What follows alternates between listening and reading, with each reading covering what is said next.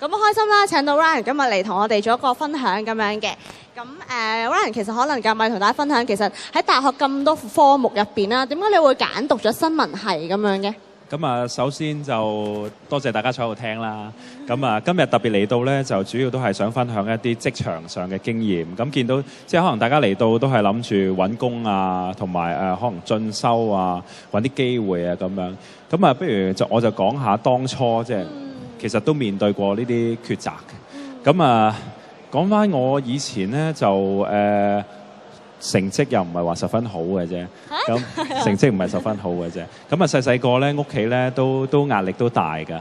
咁所以咧喺中三、中四開始就不斷即係揾工，做暑期工啊，做 part time 啊，咁一路就讀書啊咁樣。咁當中其實我做記者之前咧，就做過好多唔同嘅工作嘅。我第一份工咧就喺地盤度做嘢嘅。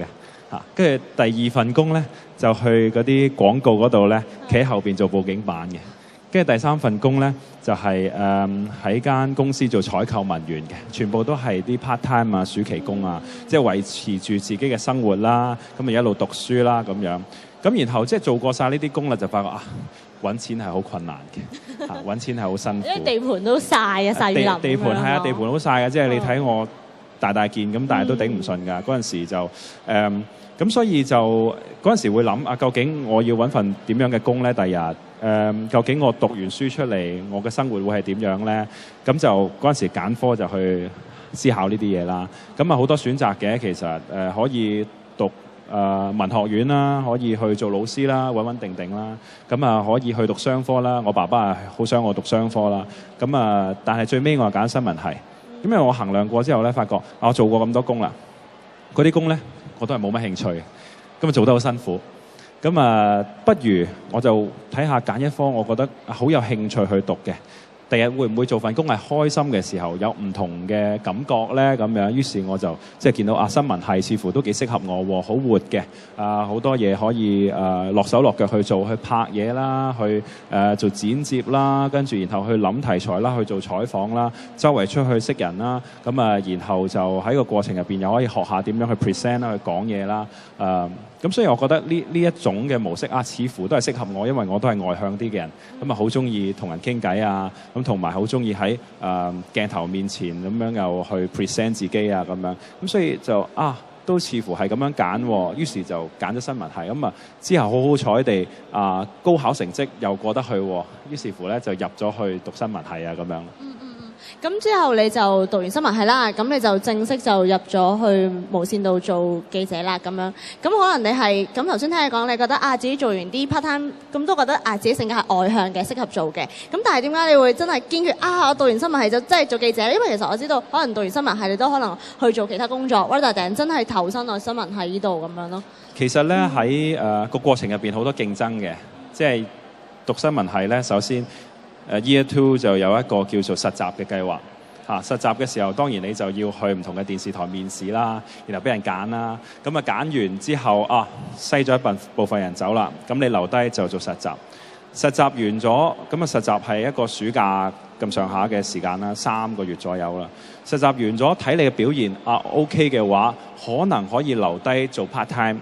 喺我最尾 final year 嗰陣時留低做 part time，咁我好彩地又可以留得低做 part time，之後再繼續 part time 完咗，再睇下你嘅表現，都 OK 喎，咁然後請埋你做 full time 咁樣，即係其實喺個過程入邊係一路係咁篩一個淘汰嘅過程，咁所以其實嗰陣時壓力都好大嘅嚇。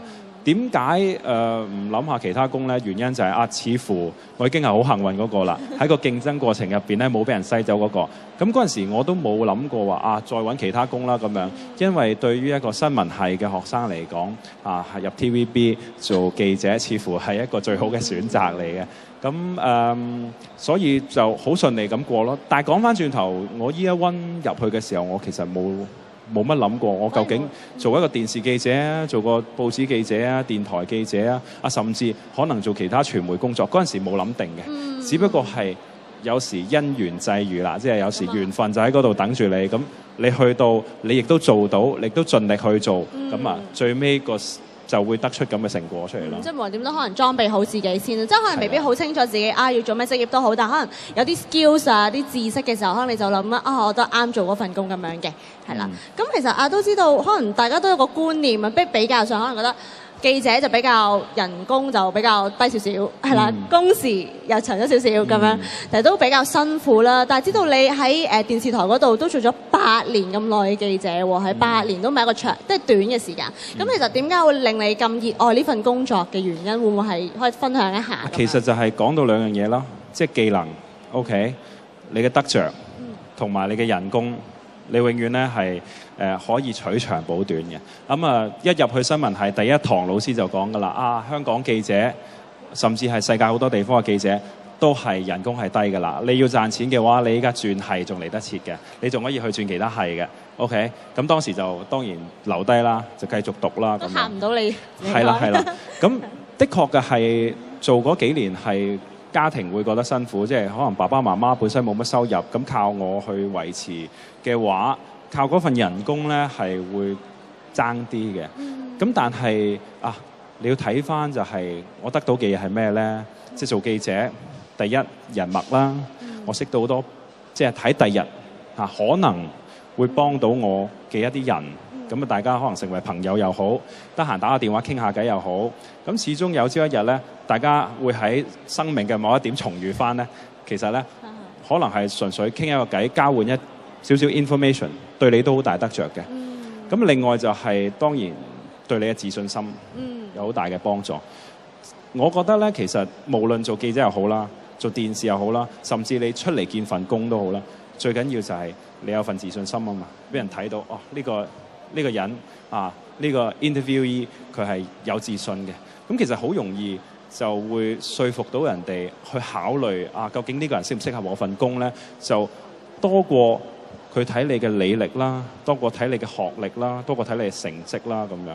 因為始終我自己如果我做僱主，即係我依家叫做一個管理層啦，咁同埋我好似我太太本身佢都係自己做生意，咁有時佢都會見啲人去面試，然後請人咁樣，咁我都會有時得閒無事我都會喺度幫手見嘅。咁好多時喺我哋作為一個僱主嘅立場，一望落去就係呢個人得，或者呢個人唔得，就多過係睇佢最尾嗰個學歷係點樣。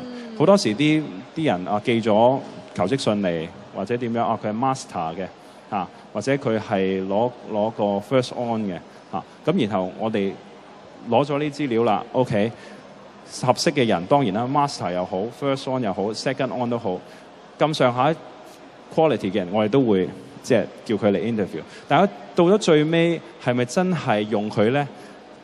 最緊要就係當然係面試嘅過程，俾到我哋印象係點樣啊嘛？即係冇自信心表現到出嚟。係啦，即係自信心係最重要一環。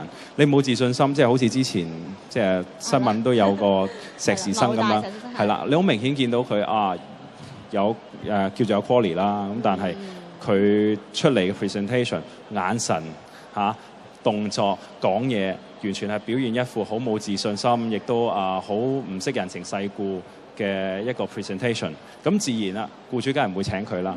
咁所以我覺得喺我做記者呢個過程入邊咧，就其實係大大增強咗我呢樣嘢。咁無論對住幾多人都好啦，依家在場可能有20個人 ，OK， 或者200個人，甚至2000個人，甚至我對住鏡頭背後有200萬人都好，即係我都唔會去驚，我都唔會話會諗下我自己欠咗啲咩咧，我自己會唔會說服唔到人咧？